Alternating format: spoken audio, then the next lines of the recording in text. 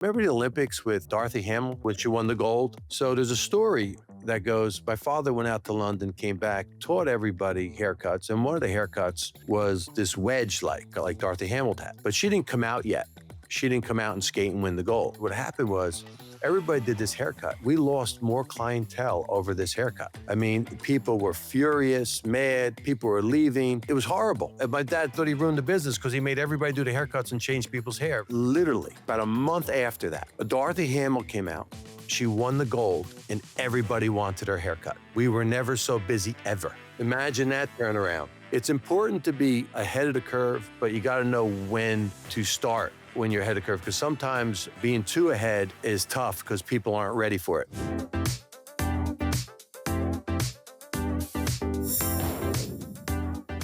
Welcome to Brazen and Bold. Today I am joined by Jack Panico. He is the founder of Heirs to Beauty and part of a legacy brand, Panico, which was started, well, more or less. He's got his family involved in this for multiple generations, and I'm so excited to hear about what it's like to not only be part of a legacy, but also to lead into the future through his vision and what he's creating. Welcome to the show, Jack. Thank you so much. It's a pleasure to be on your show. Yeah.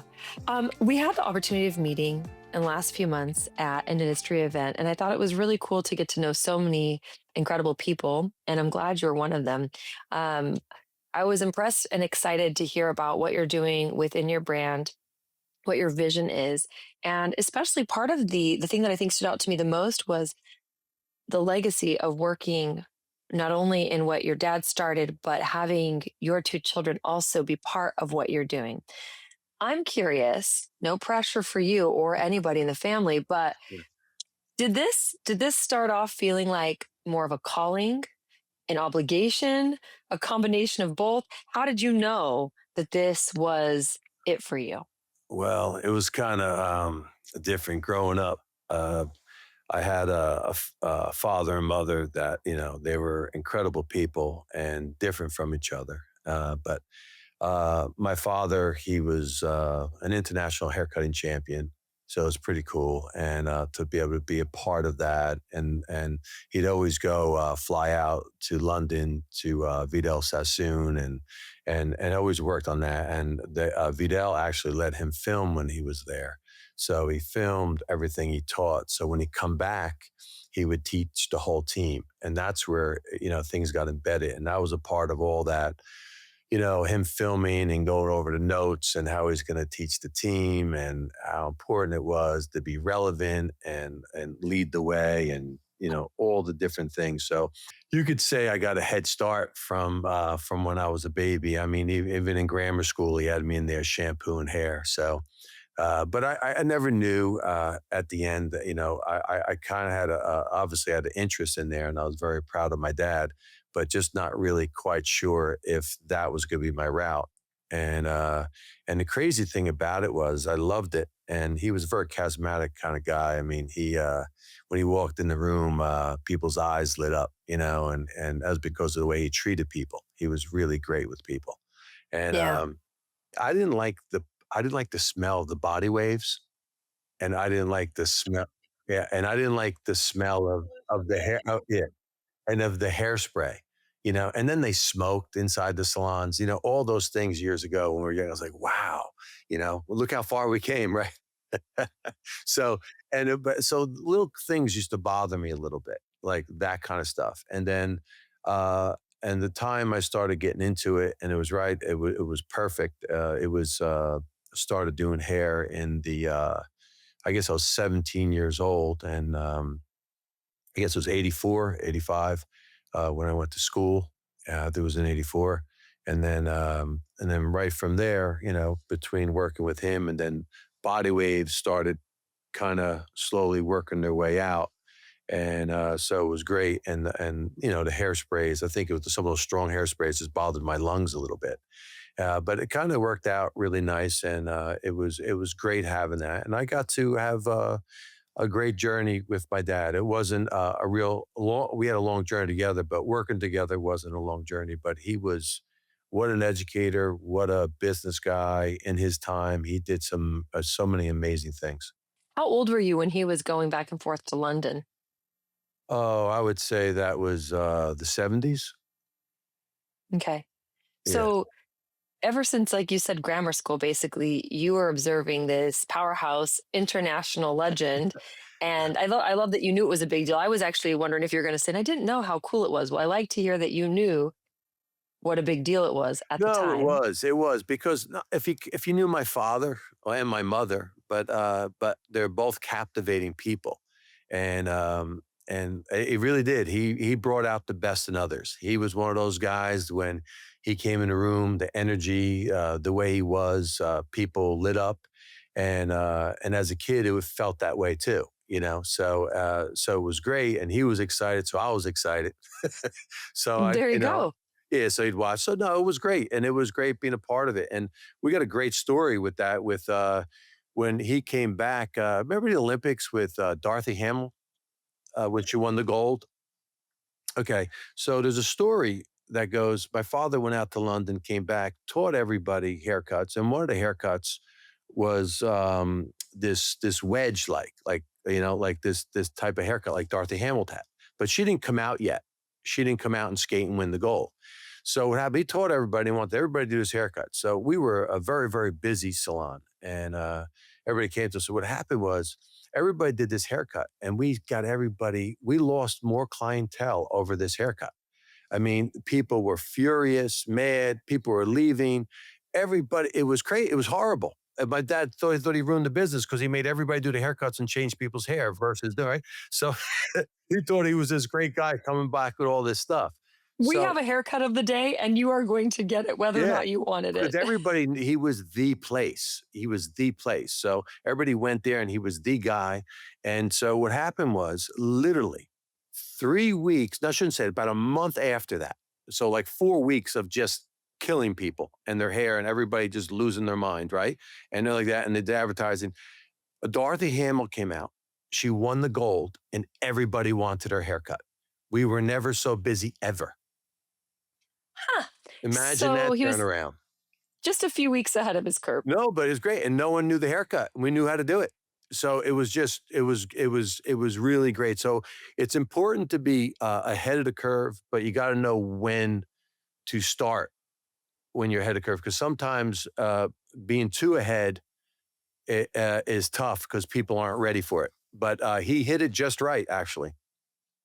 Well, and I was going to say, this is something I'm thinking, even if it is better for the guest, or even if it is the thing that's coming up, having buy-in, making sure, it's how to introduce and seduce people into what's better for them versus being like, surprise, take Yeah, off the cape and you've got a Dorothy Hamill haircut. And you don't even know who Dorothy Hamill is yet. I yeah, think that's a fun story. I mean, listen, man. what a what a wild thing. I mean, you've been in this industry, whether or not it was at your dad's side shampooing or just kind of hearing about it at the dinner table since your youth. Looking back and then looking forward, what excites you most about what's happening in the industry right now, where it's headed, or what you're seeing coming up on the front?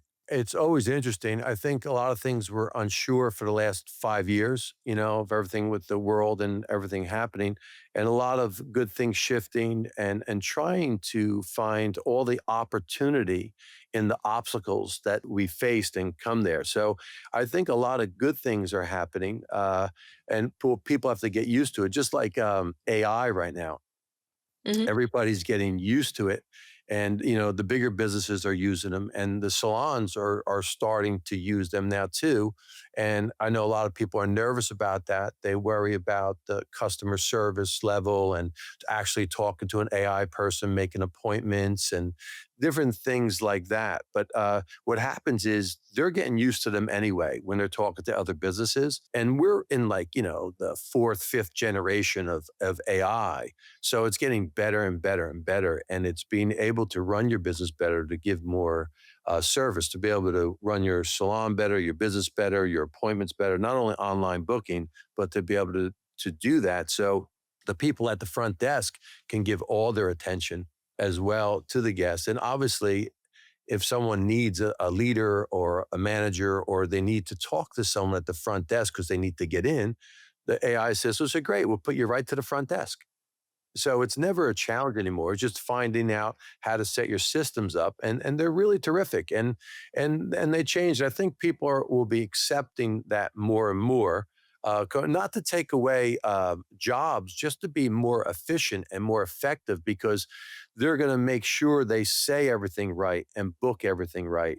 And like a person, we're people. We're not programmed. Yeah. So we get the Yeah. mess out, but we also have the combination of both. So I think AI is one thing. I think being able to adapt to be able to work with the new workforce and and Yeah. and their mindsets, and how to handle our new generations coming up, how to handle education. We learned how we could do more education online as well in person. In person is best, but I think we've grown as a community in that way. And also, there's just as your build out and learning how to use your space better in your business to maximize profits, or maximize growth, or maximize more benefits for your clients that are coming in.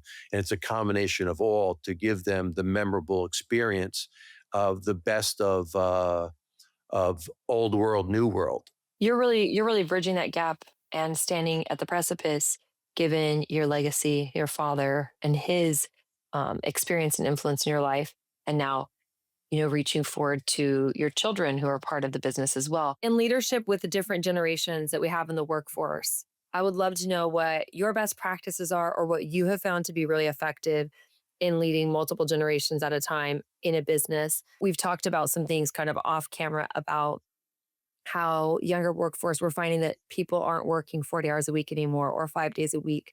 How have you adapted to that in your salon space at Panico?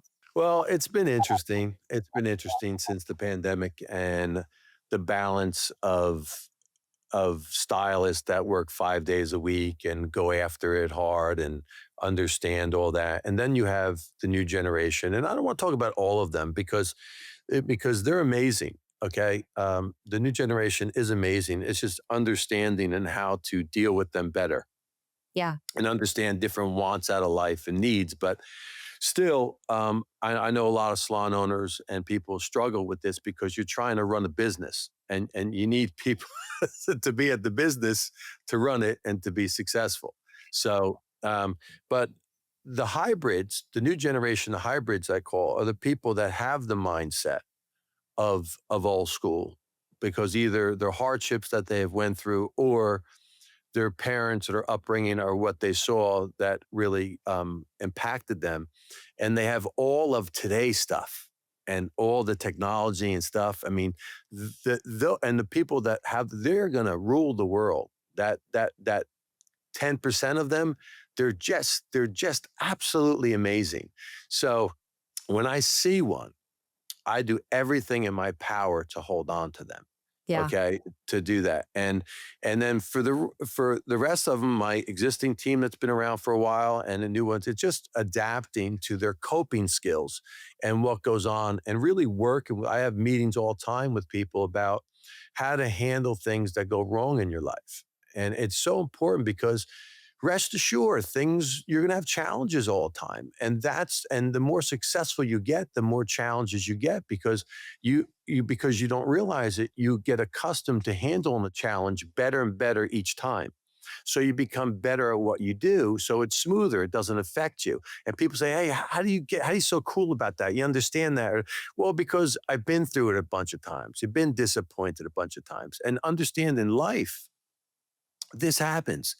And to be able to coach that, sometimes people have to go through it. And you say, maybe you have a person that you may have to go through it, but I'm here for you and understand what goes on. A lot of people say, how did you know that? How did you know that? It's just because I guess I'm older. I guess I'm older now. Yeah, and that gives the value to your team if you're willing to have those discussions, kind of pull back the curtain and show this has been part of my process. I'm not afraid of failing. I'm not afraid of letting you know the journey has not been, oh, well, we see Jack today and that's Yeah. Everybody thinks like I could tell a story and people go, oh my God, that's amazing. But it's not. There's a lot of hardships. There's a lot of things, a lot of hard work. And it's just about not giving up and say, I can't believe this happened now or that or this or she did this or that happened. There's so many things that are going to come your way. How are you ready to deal with things? How are you ready to do that? Because we're also blessed to go through our challenges and we're grateful for what we have, but we also are human. We go through things that it can't like, I just can't believe this is happening. And then sometimes later on, you're glad it happened because it steered you in the right direction. Or you learn how to deal with your challenges better. And that's the biggest thing because what I try to deal and coach people is I want you to know you're having a hard time right now, but you're not going to quit. I believe in you and you're going to make this happen. You're going to go through this hard time and I'm going to watch you and I'm going to guide you, but you're going to come out the other side a stronger, better version of yourself. And I think if the young people today understand that and not just say it, really go through something that's hard that they don't want to go through because they want to get it easier because, everything is immediate gratification. But if they're willing to go through a short period of time of being uncomfortable to get to where they're at, or things just not go right for them, they will come out so much stronger and better that they have a great future. And understand though that this process continues to keep elevating. It's not a one and done. And I think that that's a really important thing about multi-generational leadership, about having the exposure to, hey, and people could say this, you're young, Jack, but hey, so and so, they've been around for too long. They've been around. You've been doing hair now for 40 years. I did the math on your beauty school days. Listen, they've been doing hair for 40 years. What do they know about what people want now? And I think that's where we have such opportunity when we infuse leadership, experience, that mentoring and guidance with what's new, what's current, people who are adaptable to new things. It's the adaptability piece and being able to lead to that. And I think, you talk a lot about leading in the present while preparing for and building toward the future. And it sounds like a way of kind of bridging that gap with your team, being embracing their skills, embracing their shorter work days or work week and giving flexibility, while also giving them foresight and saying, this is part of life. That obstacle is going to help build your muscle and your strength, and you're going to get stronger against it. And we had a couple challenges, a couple times. Some people, they wanted to make more money, but they didn't want to work anymore. And I understand that. And sometimes the mindset and everything. So I bring people through it. And I said, listen, I can get you to where you're going, and I give the options of what you have to do. I go, and sometimes there is no such thing as a shortcut. You must go through the process. And you go through the process, you get to where you want, and then you can scale back. Mhm. Okay. But some people who don't want and they want to make money, I try to share with them. But sometimes I try to share, how much you make, how much you could do, how much you could, raise your prices to, everything. And then sometimes just putting that time in to get to where you're going. It's nice. I would like to say I want to do a lot of things too, but I have to be honest with everybody and share with them on what they can do to be self-sufficient and independent. And when you choose to do that, you own yourself. You make it happen, not me. You make it happen. This happened. I may have guided you or helped you, but no one can make anybody do anything. You have to, for yourself, make that choice. Get yourself out of the way, okay, and get in there and focus because most people have challenges because of here. They're all in their own way. They need to get out of the way and get stuff done. I know, but this and that. Yeah, this and that's going to hold you back. You got to forget this and that, and you got to get after it and just do it anyway and do it with a smile on your face and do it like you want to because when you get there, you're going to earn it and you're going to earn it. And there's nothing more fulfilling than earning your way. Hey, business owners. Yes, you. I know you're juggling it all: marketing, admin tasks, websites, podcasts, social media. The list never ends. That's where Spark comes in. We're a virtual assistant company built just for small business owners because once you're able to delegate, we know you'll be able to dominate. Our clients are seeing up to 30% increase in social media engagement and sales, all by letting us handle the behind the scenes work. Not to mention an incredible boost in flexibility profit, and time. So scan the QR code right now to schedule a free chat with my team. Let's make you efficient AF and help you focus on what you do best, growing and leading your business. Well, it's radical accountability. And I think Yeah. that there's something to be said about owning your own path and your process, having someone to guide you through that, like a salon owner, someone who's going to mentor and coach you, but also knowing, I mean, I've heard people say our team shows up and they're like, why aren't my clients growing? Why am I not getting busier? And so understanding that we can be empowered and empower the people on our teams to embrace that and go for it themselves, which I love. So speaking of your teams, you have two significant people that work with you, Jackson and Brianna. I want to know what's most exciting about seeing what they're doing within your brand and their vision up and coming to move things forward in that Well, legacy. my son, Jackson, he's amazing. He's business. He does operational stuff, and he does operational stuff more with my product line too and stuff. Very amazing young man. And Jackson's definitely he's got his own identity, and he also has his own business. So he works hard doing stuff as well, and he works with me with this. And then we have big plans in the future doing some stuff with the product line. But right now, and my daughter Brianna. That's my tiger. She's amazing. She's a talented, gorgeous young lady, amazing colorist. She has filled with ambition. Like it's unbelievable. She'll will something to happen. And so she's I say she's my tiger, she makes it happen. And so it's good. So I work with her more than my son, but that's my son is working with me on the side because I need him with operational stuff, and soon he'll down the road he'll be looking to join me in a bigger operational position because of the type of guy he is.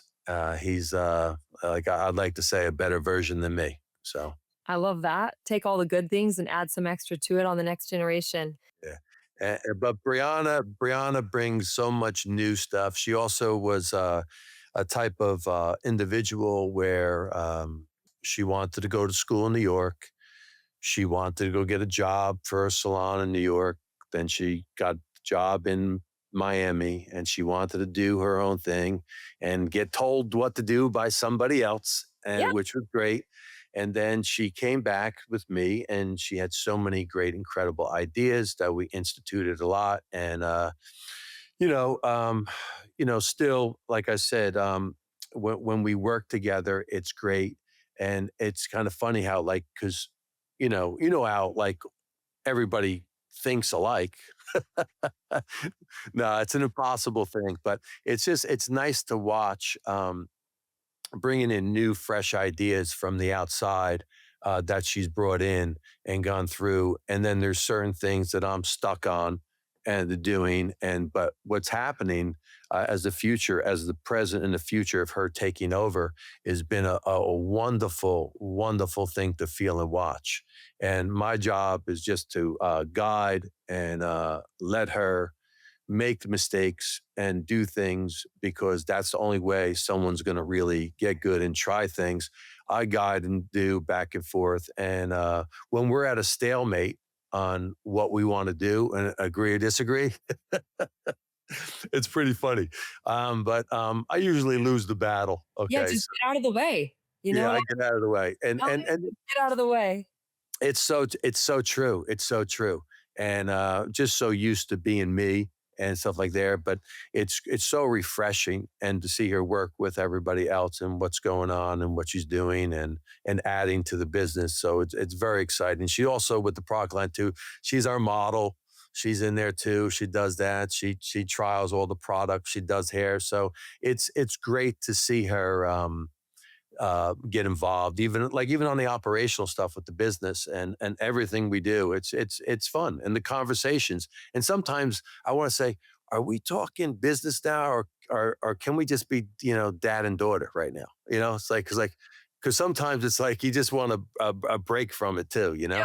Which nearly, I mean, the fun thing about loving your work so much, having that passion, and then the fortune to have business people with strength and sovereignty, their own ideas in their own right, being able to show up to the table, who also happen to be family, can be really rewarding. But then, yeah, where's that line? When does dinner start at the family table? When does it go from boardroom to living room? Right? At what Yeah, point? sometimes I'll ask her. I say, "Hey, am I dad now or mentor? Yeah, Am I dad? Which am I right now? Because I have something to say on both sides." yeah. Which one am I? I gotta put myself in that mode. I think that's great. I have a similar relationship with my dad, and I really really value it. Where I mean, there's sometimes we will go not literally to blows, but we'll like really lock horns and talk about something. No, you mean that would happen? Yeah. Yeah, I'm just the version of him with hair. Like, other than that, he's the bald, but basically having those moments where you can really like grapple with something from somebody who understands you from a different direction and level than anybody else might be able to can cause its own challenges, but also create a ton of opportunity and momentum because of the Yeah, strength. I think that you just hit the nail on the head. Sometimes when we don't agree or it's a little bit of this, something always good comes out of it Mhm. because you're forced to get through it and come out the other side, and you get to really understand the other person's perspective and have that mutual respect. And I Yeah, think that's important because she's not my daughter. She's Brianna Panico. yeah. Okay. And she has her own identity and her own stuff. Same thing with Jackson Panico. There's self sufficient people that really add to the table. Right. And I think that's cool. And it's can be hard too if you're the established leader or the person. And it doesn't matter if someone's in your brand that's joining forces and taking leadership and ownership who's related or not. But sometimes when we've established something and we've done it and we know what we want, we have our strength and our vision, it can be really hard to begin to accept collaboration. But that really goes to the question of how do we take our foundation and leading in the present moment, but also make room for moving toward the future. And I think that sums it up really powerfully. Speaking about the future, Jack, um, what led to the creation or the idea of Heirs to Beauty? This is a product line that is pretty new, right? Like this is Yeah, it's brand new. We're still in our soft launch. when this episode launches and airs, Heirs to Beauty is going to be brand new. I mean, it's just hitting the market. Yeah. Did you see that was missing in the industry? You've been around long enough to know there's a billion product lines. Yeah, I love luxury hair care. I've been around it. Was personal friends with Orbe, and I traveled up country with them and launched their product. And I did that, whole thing. I've always loved luxury hair care, and what has happened as a salon owner and stylist, and from there is are a big part of what we did is we recommended how to take care and maintain hair. Any brand out there that's big and made it really big and successful, okay, all went through the doors of a salon owner through the hands of a hairstylist. Yep. Okay. And they made their brand huge and everybody wanted it and liked it. And then it grew from the salons and the hairstyles recommendation. And then from there, so that's what it was. And we used to have different cachet and exclusivities and really cool things in the day. In the last 12 to 15 years, 12 years around there, 12, 15 years, things really took a turn where nothing's exclusive. And there's beautiful luxury products I have in my salon now too. They're beautiful, and I have nothing wrong with them. I'm fans of them.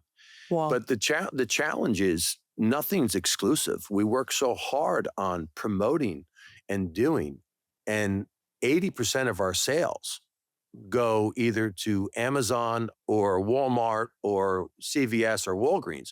All these beautiful brands are sitting on the shelves. And I understand everybody's got to make money and stuff like that. But the thing is, we work so hard. But why I name the product, okay, and this is the product, okay, Heirs, and it's Heirs to Beauty, and this product I named after the salon owners and the stylist, okay, and basically in honoring them. So because I believe they're the true heirs to beauty. And that's my thing because heirs to a throne, heirs to a fortune, heirs to beauty, all salon owners and stylists, they make the magic happen. Yeah. So now for that, I want to try to elevate the experience between the stylist and the client, giving a high end luxury product, a real exclusive luxury product that they can share with their client and give it to them where they can purchase it at their salon. And so what we're doing with Heirs is I put everything that really I wanted and lived for or bothered me in a brand and made it into a brand. And I'm keeping it exclusive to salons for now. Down the road, I would, I mean, Sephora contacted me and stuff like that. But down the road, I said no, because the salons are most important. And I may do some cachet with them later. But I'm not going to be an Amazon guy, and I don't want to be any of that because I am you. I understand you, and I want to honor you. So I want to make sure this brand is not only exclusive, it's also, I'm only putting it in so many salons per town. Every town has a number, every city has a number, every borough, every region, because I want to keep it ultra, ultra exclusive.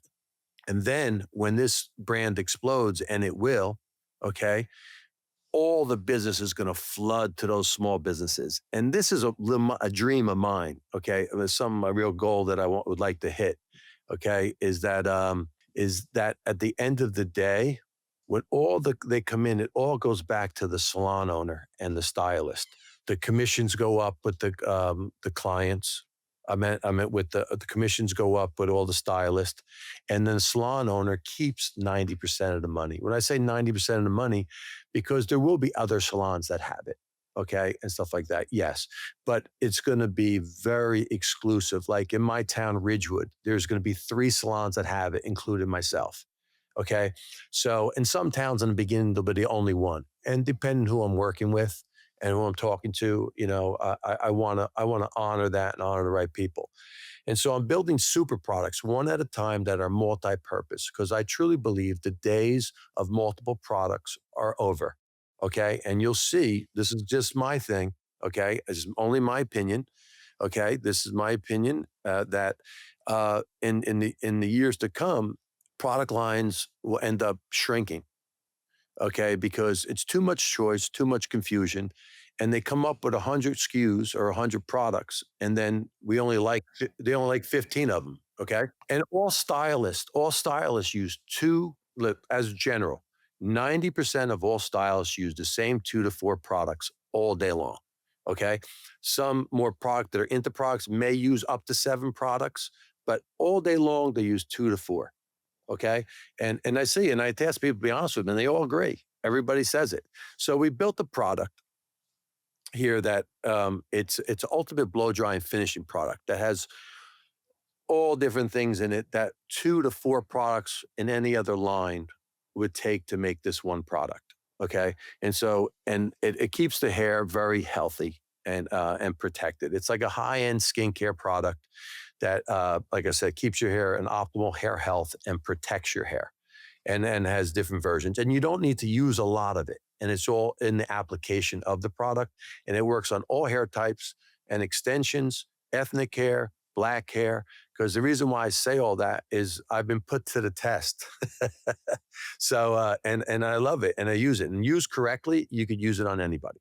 What do you think and what do you see as the biggest challenge for salons right now with retail? You know, you mentioned how so many products are available everywhere. How would you It's if you're talking to salons and you're saying, "Hey, I want to see you succeed with anything you're doing." How do you help owners and stylists overcome the hurdle or answer that Well, I question? think we're going through a transition period. Okay.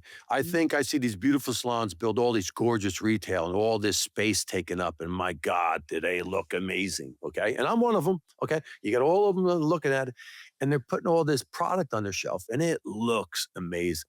Okay. And it's great. But what happens is, how much money are you really pulling in off of that shelf? How many SKUs are really making you money? And then you have these different brands, and then you got real estate taken up. Yep. So you have the real estate taken up to. So it's a little bit of a challenge, but some of these brands make up for it and say, "I'll give you education." Okay, so they educate you, which is great. I like the education; it's great. Okay, that's wonderful because we all want to grow and get education, but it's a trade-off because you're losing 80% of the sale and you are the advertiser.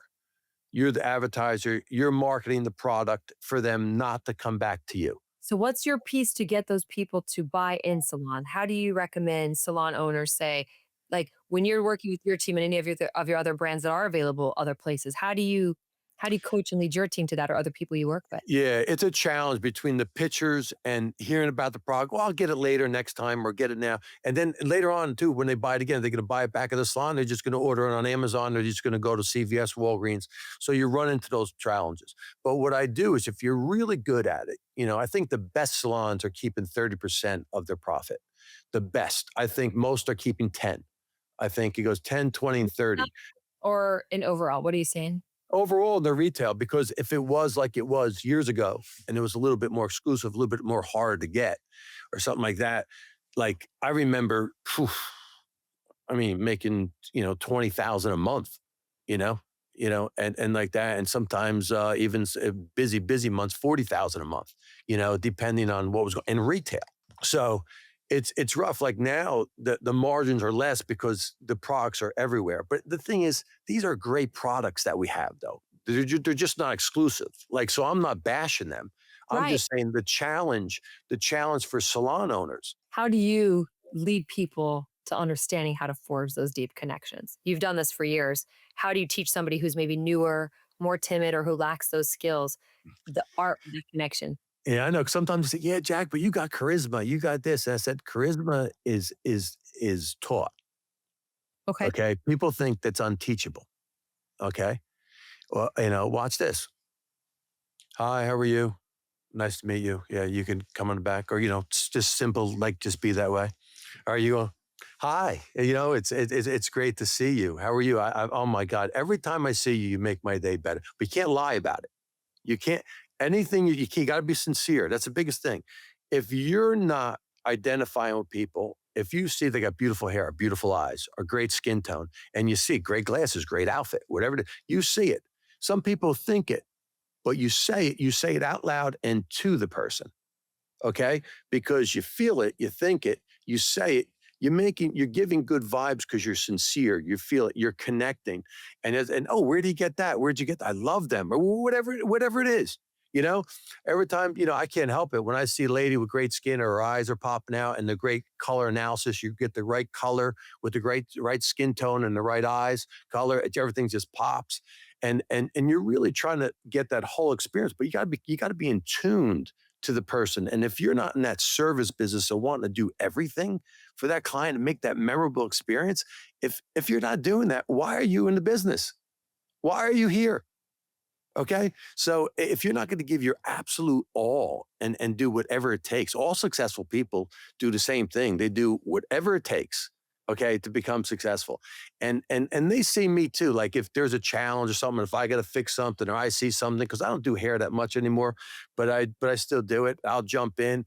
And I made a challenge into something fun and different, got other people involved, laughing, no big deal, having a thing, and get it done. And they say, how did you just do that? That was a choice.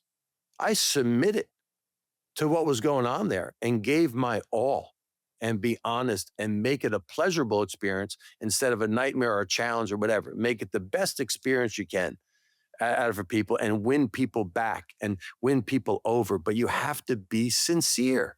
Yeah. The foundation of sincerity. That's the front piece to connection. And then the ability to make a connection that is sincere. Maybe someone is more shy. They don't have that natural charisma, that natural born way of being, but they can notice something and give complete undivided attention and light someone up and making them feel really beautiful. So I think that is everything. And if listeners just take away that one piece about how to Yes. connect or how to help guide the people to that deeper connection, and then going above and beyond to make it an amazing and exceptional experience. Yeah, you don't have to be loud. I'm an outgoing guy. You Yeah. could do it very, calmly, whatever. But it's how you greet people and mirror in somebody as well. It's funny you say that. When I have my meetings and stuff like that in my salon and stuff like that, and I say, "Why do you think?" They say, "Jack, you're dressed up, or you do this," and I go, "Why do you think I'm dressed up?" And they go, "Well, tell me. Come on, guys. Why do you think I'm dressed? Well, you want to look good, do this." I go, and then someone said, "For us." I said, "Yes.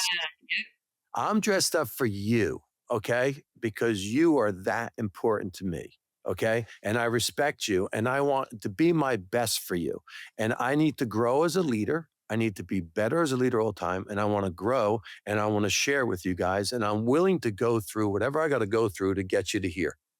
We're starting here, and whatever baby steps I got to take, or if we can, some people, they go right for it. Some people takes a while, and you got to be a chameleon as an owner and also as a coworker. Everybody should be responsible. The stylists and the salon, everybody's got to be responsible towards their atmosphere because you make the unity and the community that goes on inside your salon.